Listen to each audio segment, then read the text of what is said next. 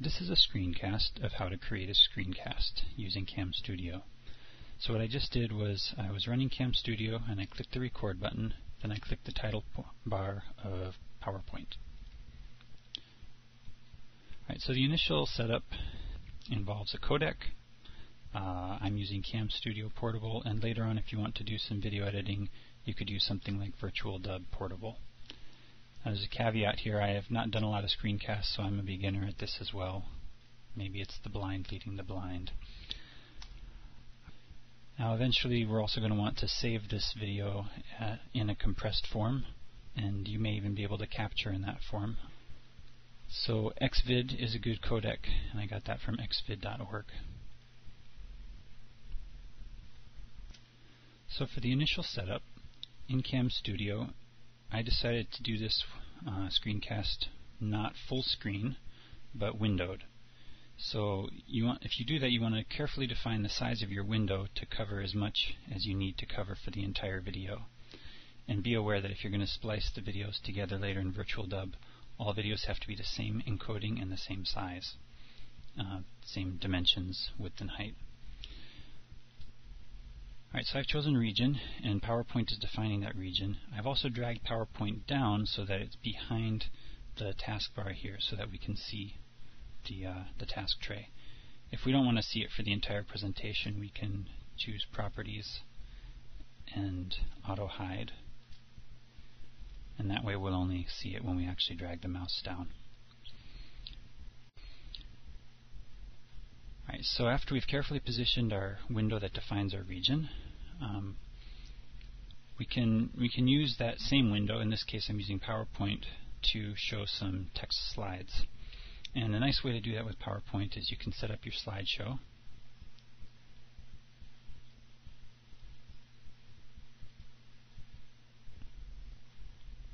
To be browsed by an individual in window mode. And that means that now instead of just showing you this editing screen in PowerPoint, I can actually view the slideshow. So since I'm not on the very first slide anymore, I'll use Shift F5 and start my presentation. So now it looks a little bit more professional.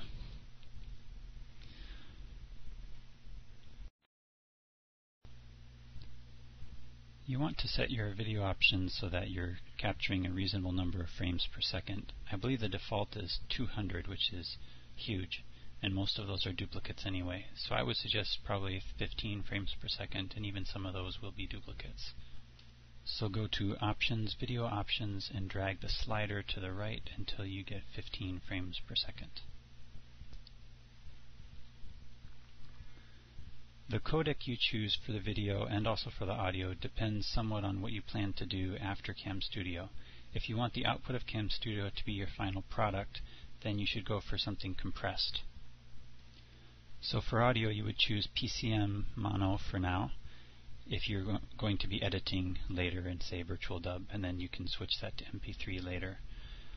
But if you're planning on CamStudio's output being your final output, then you should choose MP3 now. And probably a good quality level is 22 kilohertz, 16-bit mono, more or less. You could do more and then turn it down later if you wanted. I had reasonable success capturing full screen with Xvid, although CamStudio's preview window doesn't look like it works, but it did work. The problem is if I try to capture part of my screen, just a window, it depends on whether the dimensions of that window are multiples of, I think, 4, the width and the height. So it's easier to use a different codec such as Cinepack or Microsoft if you're going to be editing anyway. But if you can get the dimensions right, or if you're going for full screen, then going straight from Xvid could be faster. Regarding audio, if possible it's best to use a headset mic, a good quality one that maybe eliminates noise. The nice thing about the headset mic is it keeps the microphone at the proper distance and picks up mainly your voice and not other things. And you have some options here. The simplest thing to do is to just capture your voice live as you do the screenshot, and that's what I'm doing here. So if you do that, you want to just capture audio from the mic. Another option, if you need to get audio from your software, is to capture from the speakers, but then you would have to add your voice later. So capturing both at the same time during the screencast is kind of a quick and dirty way to do this, but I think it ends up creating more noise. But I think it ends up creating more noise. At least on my computer it seems to. The way I would do that is right-click on Volume, choose Recording Devices,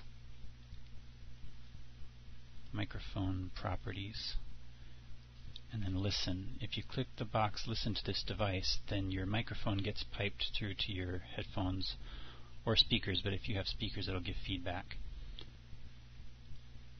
Another option is to capture nothing now, or to just capture audio from your software only. And then you can record your spoken track separately in Audacity. And you can't bring that in using CamStudio, but you could using Virtual Dub. However, I don't think you can merge audio in Virtual Dub, so you would need to merge the two tracks in Audacity. One advantage of this approach is that you can focus on driving the computer rather than focusing on what you're trying to say, and as long as you leave enough time, you can trim out the pauses that aren't needed. Another setting to consider is under keyboard shortcuts. The most important one is that for record and pause, because this is the one that enables you to start and stop the recording without anything happening on screen, so you can keep your screencast very clean.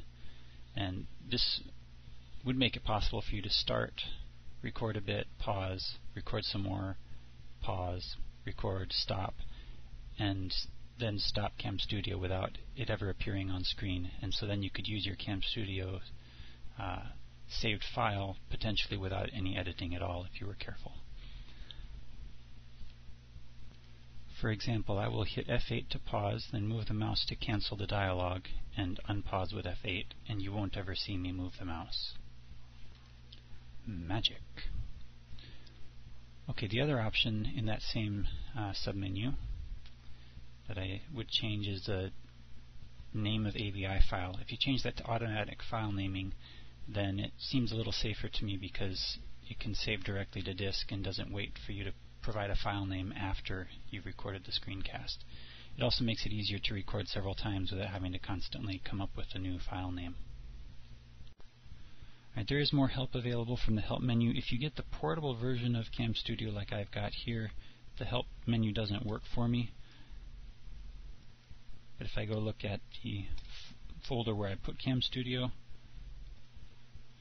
so that's CamStudio Portable here, if I go into the app folder, CamStudio, there is a help.chm file in here, and you can open that up.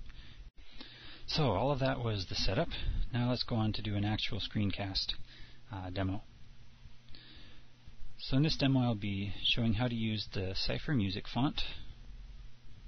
Right, so you want to have a recent version of LibreOffice installed, and also InKey, and our InKey Cypher keyboard, and of course the font. Now the font is a smart font that renders using graphite, so that's why you need to use LibreOffice and not something like Microsoft Word. So you want to create a writer document, ideally using our template that's provided, because it provides some styles and some ideas, some documentation, and also a decent default page size and margins.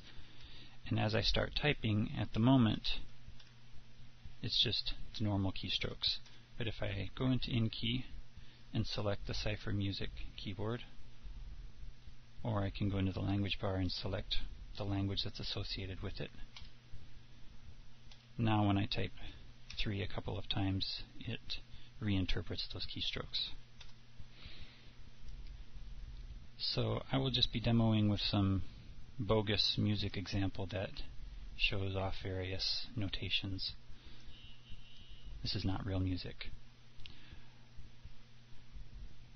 Alright, so here, if I type 3, 3, space, 1, 1, space, curly brace, 3, 3, space, Control Shift 1, space, 1, 1, close curly brace.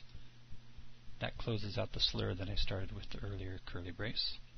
And now space, 3, 3, equals, equals, space, equals, equals, 1, 1, hyphen hyphen. Now I can use my keyboard shortcut F8 to pause the recording and then go click the stop button, or I can just show you as soon as I click the stop button this screencast will end, and then it will either ask me for a file name to save to, or it will automatically save. And then at that point we can edit with Virtual Dub if we want to trim down the video or add an audio track, etc. The end.